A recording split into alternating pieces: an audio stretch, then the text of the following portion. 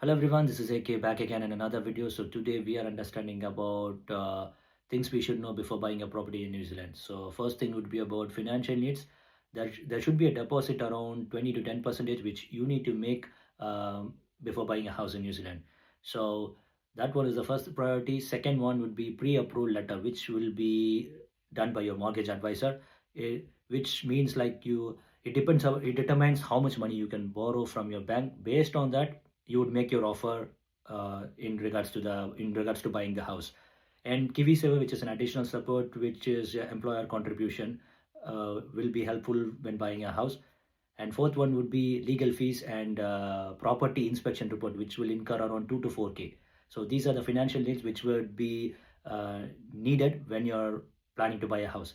And second thing would be your professional team. So professional team in the sense like you need to hire a lawyer and a mortgage advisor and building inspector. So lawyer reviews your agreement of sale of purchase, things like that. And your mortgage advisor helps you get your pre-approval of loan from your bank, and building inspector checks your heating and ventilation system in houses, plumbing, things like that, and he produces a report.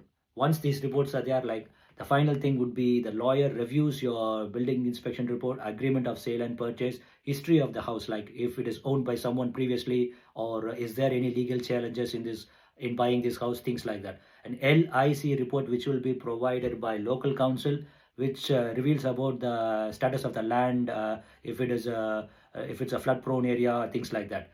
And final would be like building inspection report and house insurance. This should be done before your mortgage funds are released. So all these things which will be checked by your lawyer, and once these things are done, these reports will be reviewed, and based on that, like you would sign your agreement on behalf when your lawyer is there. And once the agreement is signed, like you would transfer your funds, and then you really when the keys will be released to you.